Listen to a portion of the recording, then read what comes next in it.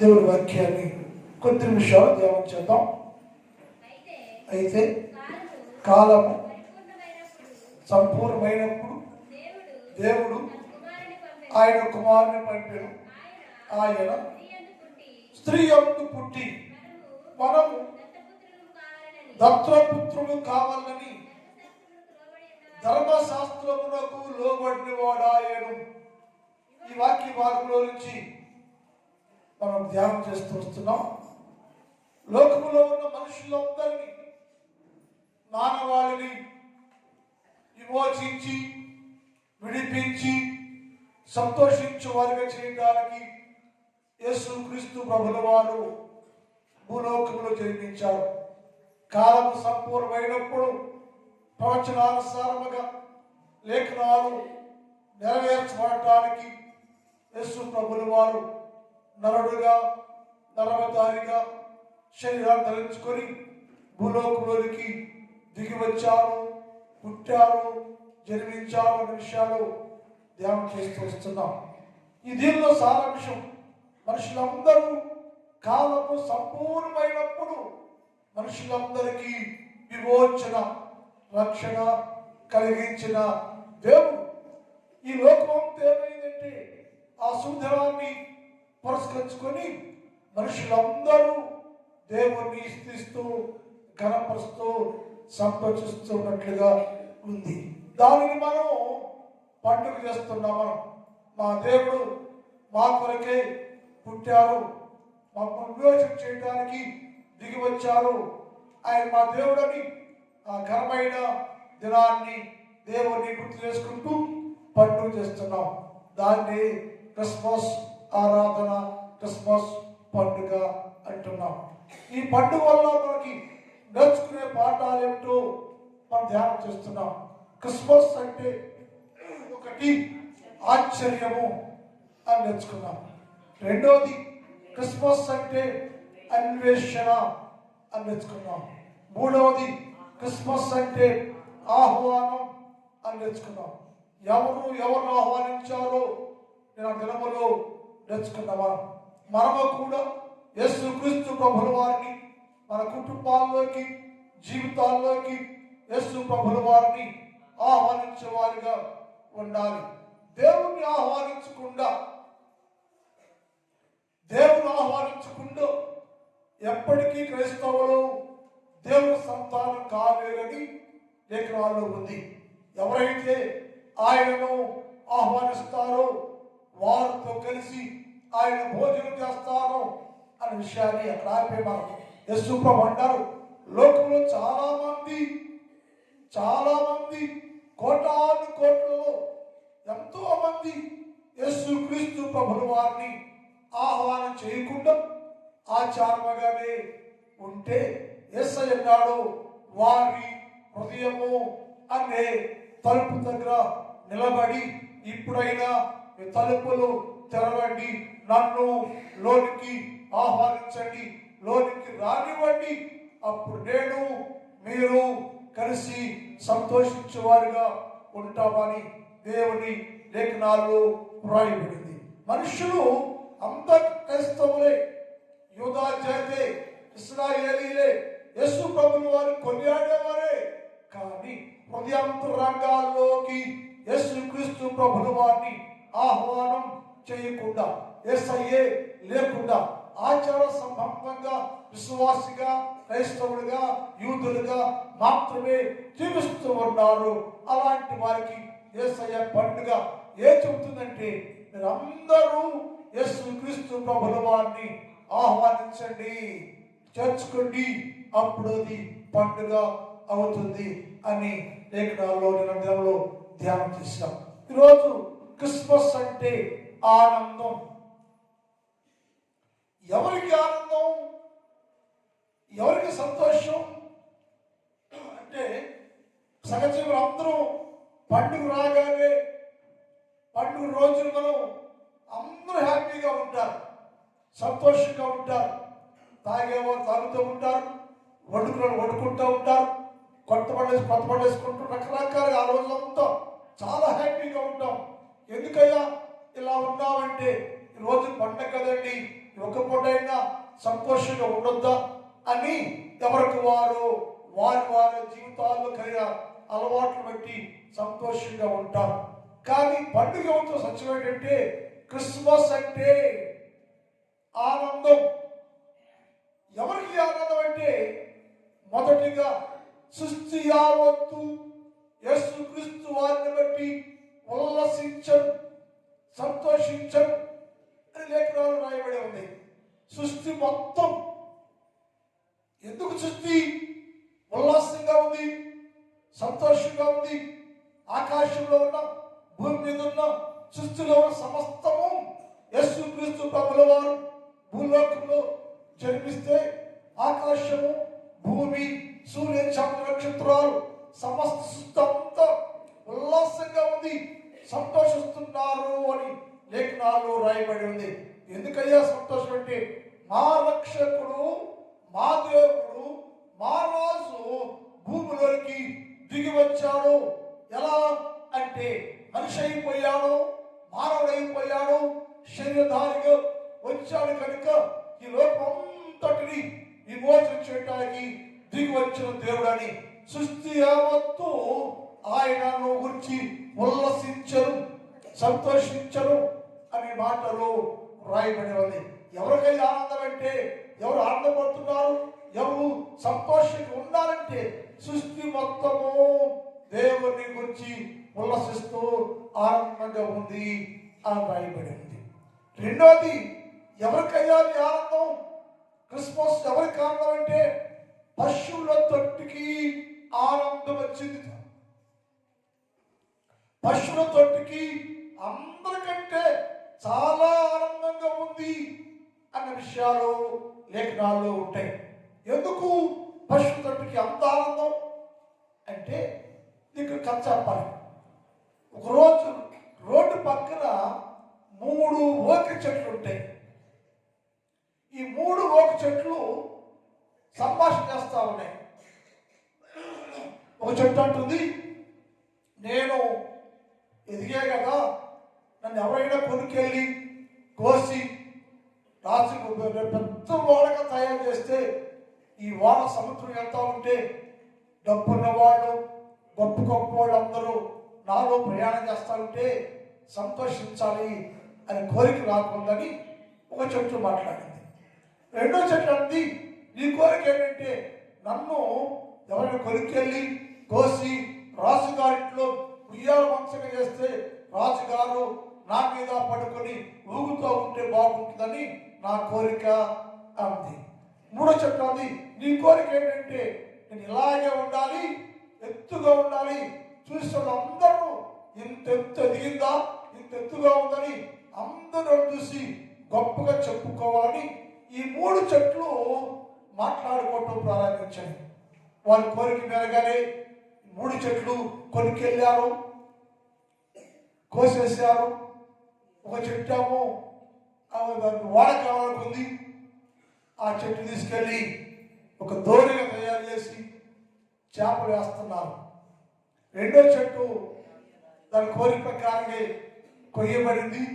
అలా తీసుకుపోయి మొక్కలు చేసి జల్లలాగా చేశారు. జల్లలాగా గుండ్రగా చేసి తొట్టిలాగా చేసి దాన్ని తెచ్చి పశువుల పాకలో పెట్టి గడ్డేస్తున్నారు. పేసపోస్తుంది, పేడేస్తుంది, అసహ్యంగా ఉంది. మూడో చెట్టు 2 మొక్కలు వేసేసి రోడ్డు పక్కన పడేశారు.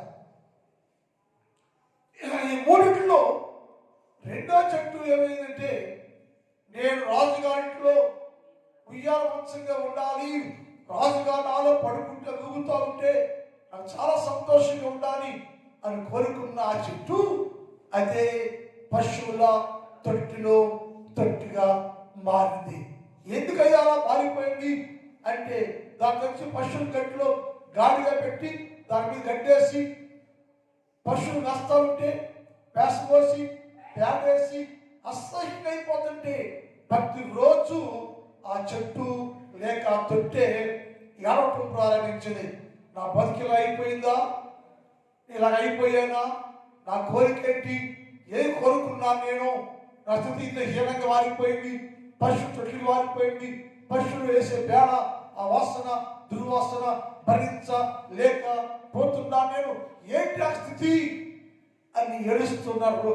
ఏడవ రోజే లేదు, ప్రతిరోజు ఆ తొట్టె ఏడుస్తూ ఉంది. ఇక్కడ గమనించవలసిన అంటే, ఒకరోజు ఒక బాలుని తెచ్చి దానికి గడ్డేసి దాని మీద గుడ్డు పరిచి ఆ బాలు పడుకోబెట్టారు.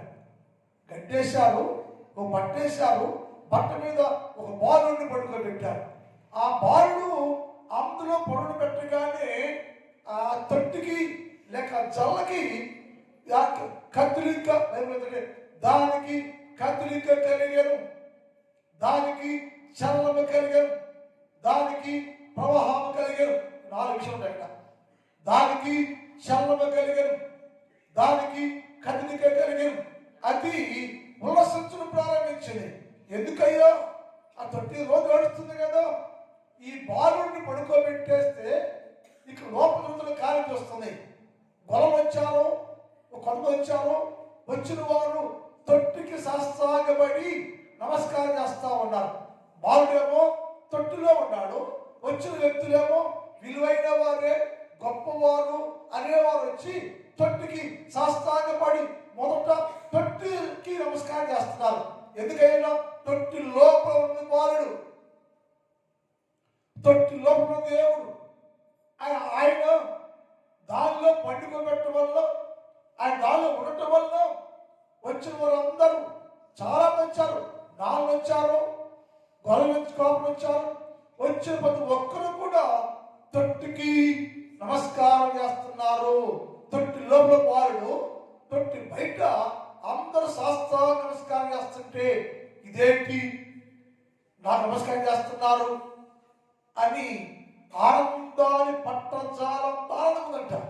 అక్కడ ఏమిటంటే, తొట్టె నిత్యము ఆనంద భక్తురాలుగా ఉండేను. తొట్టె నిత్య ఆనంద భక్తురాలుగా ఉండేను. ఎందుకు అంటే, రాజుగారు నాలో పడుకుంటే ఉయ్యాల మంచంగా ఉండాలనుకున్నాను. సృష్టికర్త అయిన దేవుడు నన్ను వచ్చి నా అందరూ నమస్కారం చేస్తున్నాను అంటే, ఇది ఎవరంట?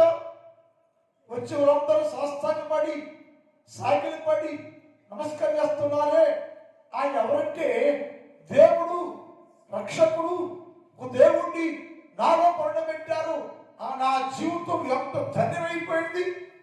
తేడేస్తున్నారు, గడ్డేస్తున్నారు, అసహ్యం ఉంది అనుకున్న జీవితంలోకి రక్షకుడే ఉదయించాడు. దేవుడే పండబెట్టాను. రాజు కంటే మహారాజు, సృష్టికే రాజు, సర్వభూమికే రాజు అనబడి యేసు ప్రభుల వారు దేవుడే నాలో పవనిస్తున్నాడు కదా. ఎంతకంటే ఆనందం నాకు. ఇంతకాలం దుఃఖపడ్డాను, ఏడ్చాను, ప్రలాపించాను, ఎందుకు నా స్థితిలో ఉందని ఏడుస్తూ ఉంటే, నా లోపట నా దేవుణ్ణి పరుండు పెడితే ఆయన ముగుతున్నాడు నాలో. ఆ స్థితి చూడగానే ఈ తొట్టె నిత్యానందముగా ఉంది, సంతోషం వచ్చేసింది, స్థితి మారిపోయింది. అది తొట్టిగానే ఉంది, పాకలోనే ఉంది, తొట్టుగానే ఉంది. కానీ ఆ తొట్టులోకి ఏమొచ్చిందంటే, కోరుకున్న రాజు అనబడే యేసు క్రీస్తు ప్రభుల వారు ఆ తొట్టులోకి వచ్చినందువల్ల సంతోషము ఆనందము కలిగి ఉల్లసిస్తూ ఉంది. అందుకని క్రిస్మస్ అంటే ఆనందం. అసహ్యంగా రోతగా ఉన్న జీవితాల్లోకి యేసు ప్రభుల వారు పవనిస్తే, పట్టుకుంటే, ఆయన వస్తే జీవితాల్లోకి దానికి ఉన్న ఆనందం అంత ఇంత కాదు. ఆ పశువుల పాక అందరికంటే అత్యానందంతో ఉండను, సంతోషంగా ఉండను, సంతోషం ఆపలేకపోయాను. నా దేవుడిని నేను భరిస్తున్నా, నా దేవుడు నాలో ఉన్నాడు, నా దేవుడికి వచ్చి అందరూ తొట్టిగా నన్ను చూసి నాకే సాగిలిపడి నమస్కారం చేస్తున్నారు అంది. అంటే నా విలువ ఎంత పెరిగిందయ్యో, నా విలువ ఎలా మారిపోయింది. అసహ్యంగా ఉండాలనుకున్న నాకు ఉల్లాసాన్ని, సంతోషాన్ని, ఆనందాన్ని పెంచి పెట్టింది ఎవరంటే యేసు క్రీస్తు ప్రభుల వారు. దేవుడు నాలోకి వచ్చాడు. క్రైస్తవ బిడ్డలారా, ఉదయకాలంలో ఇంతకాలం ఒకవేళ అసహ్యంగా, రోతగా, అవమానాలతో, నిందతో జీవిస్తూ ఉంటే యేసు ప్రభుల వారు నీలోకి వస్తే ఈ పండుగ యేసు ప్రభువారు నీలో ఉంటే అనేకులు నువ్వు సాక్షాత్తుగా ఉంటావు, ఉల్లాసంగా ఉంటావు, అనేక గుర్తింపు కలిగిన వ్యక్తిగా ఉంటావు. తొట్టెది విలువ లేనిది అసహ్యంగా ఉంది, దానికి ఉన్న ఆనందం ఈ రోజున ఎందుకు తొట్టె, ఎందుకు పశువులు పాకలు ఉన్న తొట్టె ఇంత ఆనందం అంటే నా జీవితంలోకి నా దేవుడు, నా రాజు, నన్ను ప్రేమించేవాడు, నన్ను కన్నవాడు, సర్వలోకనాథుడు యేసు ప్రభువు వారు నా లోనికి వచ్చినందువల్ల నాకు ఈ ఆనందం అని లేఖనాల్లో రాయబడి ఉంది. క్రిస్మస్ అంటే ఆనందం. అది మొదటిగా సృష్టి ఆనందపడింది, రెండోది తొట్టె ఆనందాన్ని కనపరిచింది. ఎందుకంటే తొట్టులో యేసు పరుండెను, తొట్టులో యేసు ప్రవహించను, తొట్టులో యేసు వచ్చాను. దాని విలువ కలిగినగా ఉంది, ప్రకాశిస్తూ ఉంది. అందుకని దానికి ఉన్న ఆనందం అంతా ఇంత కాదని లేఖనాల్లో వ్రాయబడింది. కానీ మనము కూడా అలా మారితే, మన జీవితంలో యేసు ప్రభు వస్తే, ఈ పండుగ క్రిస్మస్ అంటే ఆనందంగా ఉండాలంటే తాగేసో, కొత్త బట్టలు, పిండట్లు అవి ఉండాల్సిందే, సుమా వండుకోవాల్సిందే, తినాల్సిందే, ఉల్లసించాలి. కానీ వర్షాలుగా యేసు నీ జీవితంలోకి వస్తేనే అది ఆనందం అని చెప్పింది. మూడోది ఎవరికి ఆనందం అంటే ఇశ్రాయేలు జాతికి ఆనందం కలిగింది. ఇశ్రాయేలు శ్రమలు అవుతున్నారు, కష్టాలు పడుతున్నారు, బానిసలుగా ఉంటున్నారు. 70 ఏళ్ళు, 40 ఏళ్ళు, 90 ఏళ్ళ రకరకాలుగా బానిసత్వంలో బతుకుతున్నప్పుడు అందరూ సారి చేరి అయ్యా ప్రవచనం చెప్పింది కదా, ప్రవచనం ఏంటంటే నిన్ను రక్షించేవాడు, పెంచేవాడు, విడిపించేవాడు, రక్షకుడు నీలో వస్తాడని ప్రవచనాలు ప్రవచించాలి కదా, లేఖనాల్లో రాయబడింది కదా. ఏడయ్యో ఏ రావటం లేదేంటి? ఎవరు మనల్ని కరుణించి కటాక్షించి రక్షించేవారే లేరా, రారా అని ఎంతో కాలముగా ఇశ్రాయేలీలు రక్షకుడు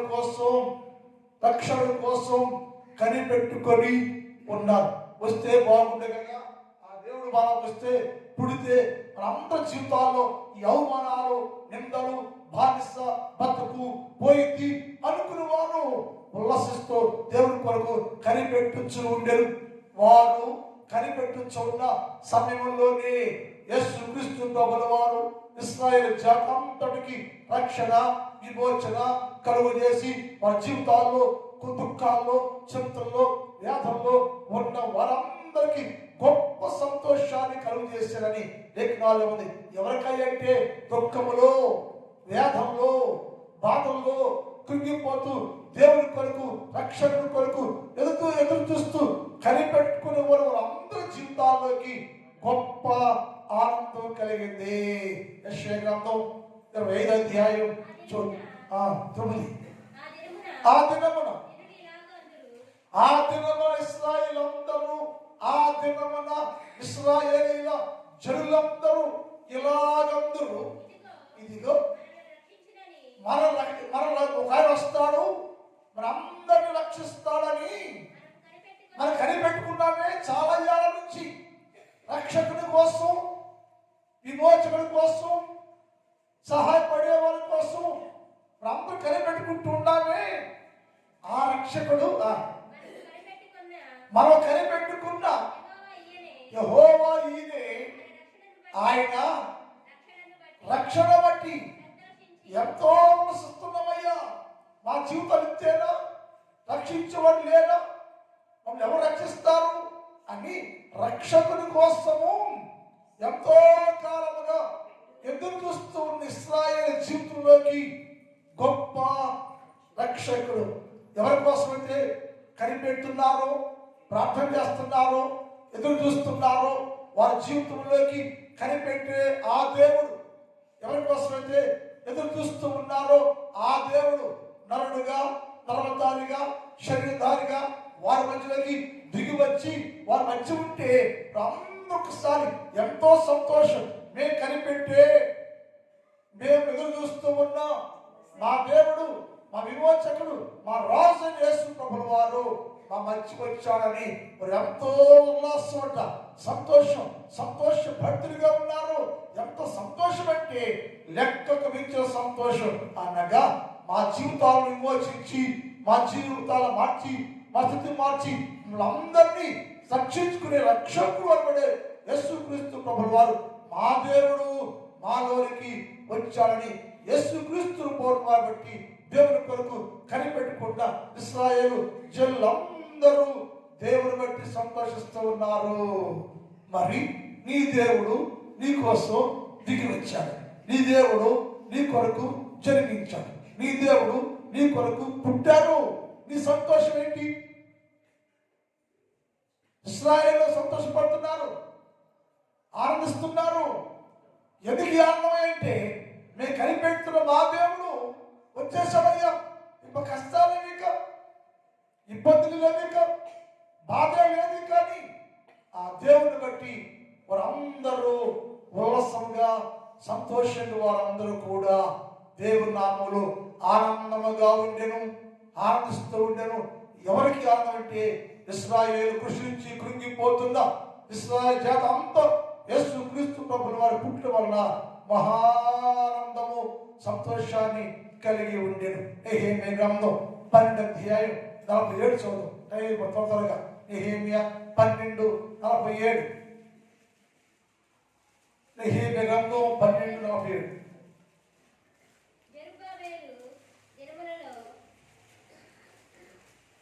నెహెమ్యా గ్రంథం 12:47 చదువు.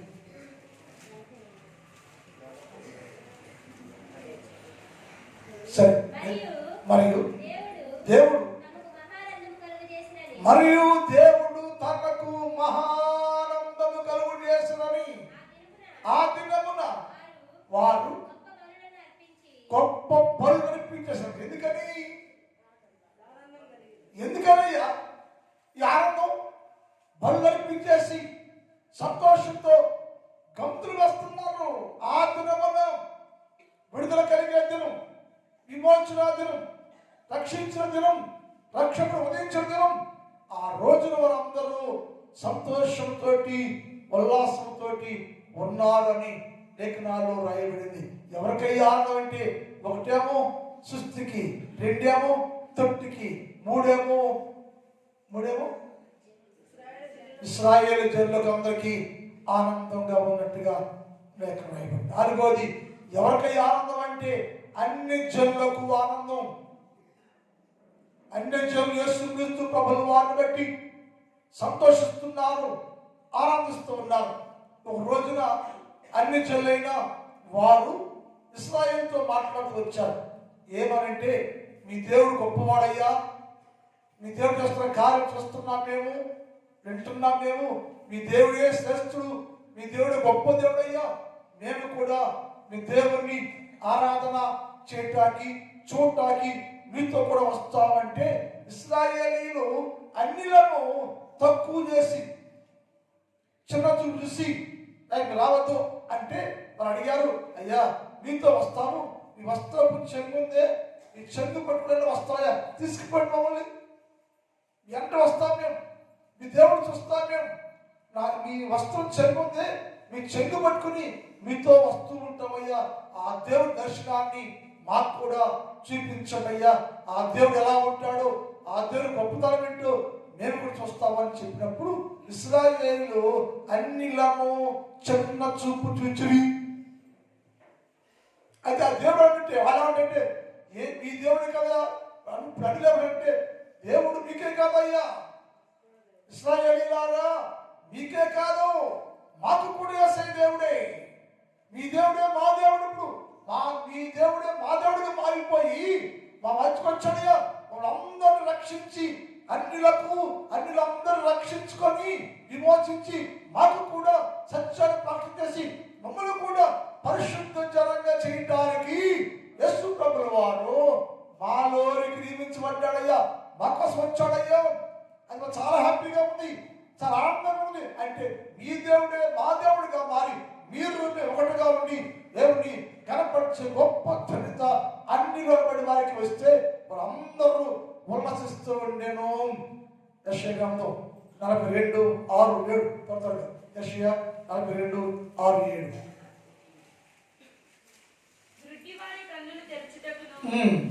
బంధింపబడిన వారిని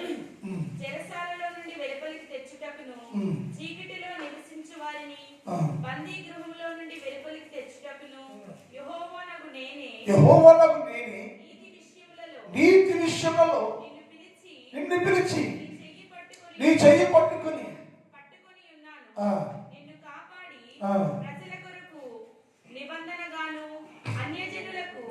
అన్య జనులకు వెలుగుగాను నియమించాను. ఈ మాట విన్నాక అన్ని అంటున్నారు, మా కోసము దేవుడు నియమించబడ్డాడయ్యో మా వెలిగించడానికి. అన్యాచారములో అంధకారములో ఉంటున్న మా జీవితాలను వెలిగించటానికి యేసుక్రీస్తు ప్రభువు వారు నియమించబడను అని యూదుల కంటే అన్యులు ఎంతో సంతోషంగా ఉండను, ఉల్లాసంగా ఉండను, ఉత్సాహంగా ఉండను, ఆనందంతో ఆప్యాయపత్రం. ఎందుకంటే ఆదడు మీ దేవుడే కాదయ్యా, యేసు ప్రభువు వారు మీకు మాకు కూడా దేవుడే. ఆయన అన్నిలుగా ఉన్న మా జీవితాలను మార్చేసి మమ్మల్ని కూడా మనుషులుగా, పరిశుద్ధులుగా, భక్తులుగా మార్చుకోవడానికి మా దేవుడే, మీ దేవుడే మా కొరకు నియమించబడితే పుట్టి దిగి వస్తే అందరికీ రక్షణ భాగ్యము దొరికిందయ్యా. నేను కూడా ఈనాడు మీతో సమానమే అంటున్నారు. అందుకే అపొస్తలుల కార్యాలు 13వ అధ్యాయం 26 చూద్దాం. అపొస్తలుల కార్యాలు 13:26. సహోదరులారా 26, 27, 46 చదువు, 46, 13:47 చదువు. నీవు భూదిగంతం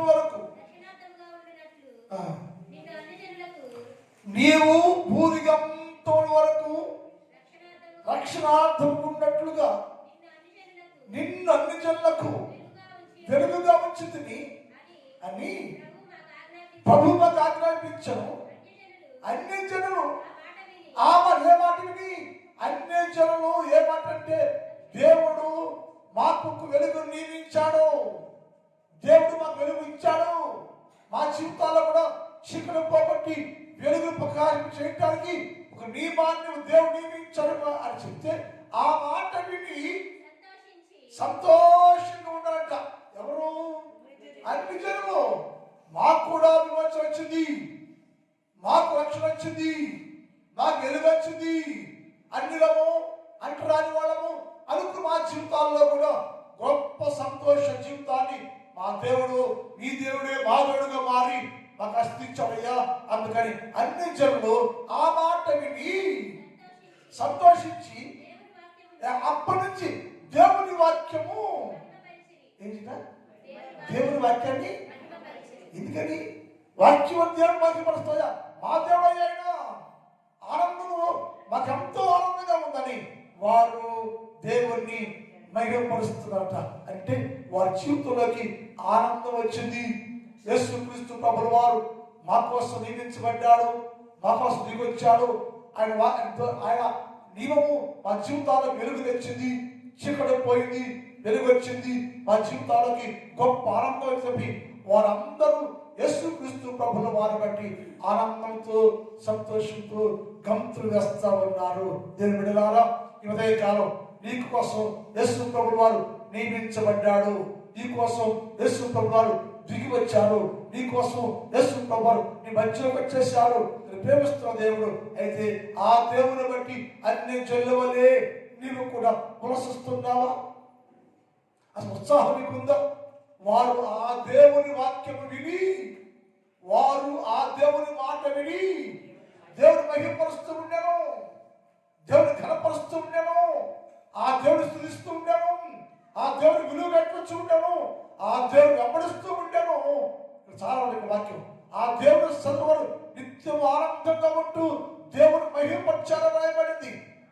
క్రైస్తవుడా, విశ్వాసులారా, మన కొరకు దిగి వచ్చినప్పుడు యేసుక్రీస్తు ప్రభు యొక్క పండుగ చేస్తే నీ జీవితంలోకి వాక్యం విని దేవుని మహిమపరిచేవారుగా నీ ఉంటే ధన్యత. టైం అయిపోయింది. మిగిలిన భాగాన్ని రేపు ధ్యానం చేద్దాం. ఆ తండ్రి, నీ పాదములకు వందనాలు. పరిశుద్ధుడైన దేవ, నీకే స్తుతి స్తోత్రాలు. హృదయ కాలంలో మీరు మాతో మాట్లాడిన ప్రతి మాటను బట్టి నీకే స్తోత్రం. క్రిస్మస్ అంటే ఆనందం. ఆ జీవితాల్లోకి వచ్చారయ్యా, పుట్టారయ్యా. ఆ జీవితం మీరుంటే మాకు అదే ఆనందం ప్రభు. అట్టి ఆనందాన్ని అనుభవించయ్యా. అన్ని జనులు ఇశ్రాయేలీయులు నీ నామాన్ని బట్టి గొప్పగా ఆనందపడ్డారు ప్రభా. అలాగే పశువులు తొట్టయ్యా నిన్ను బట్టి ఆనందం ఉంది ప్రభా. సమసృష్టి ఆనందిస్తుందయ్యా. అట్టి ఆనందంలో మేము కూడా సాగిపోయేవారుగా సిద్ధం చేయండి. ఉదయ కాలంలో ఈ స్థలంలో మోకరించిన ప్రతి బిడ్డను దీవించండి, ఆశీర్వదించండి, బలపరచండి. మన కుటుంబానికి గొప్ప మేలు దీవిన ఆశీర్వాదంతో నింపండి. నా సంఘాన్ని బట్టి ప్రార్థన చేస్తున్నా. నా సంఘాన్ని దీవించండి, ఆశీర్వదించండి. నా సంఘంలో ప్రతి కుటుంబాన్ని దీవించండి. ఎవరికి ఏది కావాలో, ఏ మేలు కావాలో సహాయం చేయి. వ్యవసాయం చేస్తున్నా రైతాంగాన్ని దీవించండి. అందరూ సంతోషం పంట పండించుకుని కూర్చుకోవడానికి సహాయం చేయండి. కష్టపడి పనులు చేస్తున్న పిల్లలకు ఆరోగ్యాలు ఇవ్వండి, బలాన్ని ఇవ్వండి, శక్తులు ఇవ్వండి, పని పాటలు తోడుగా ఉండండి. ప్రజలందరినీ రోజంతా కృపాక్షేమాలతో నింపి దీవించమని యేసువారి పరిశుద్ధ నామములో ప్రార్థిస్తున్నాం తండ్రి. ఆమేన్.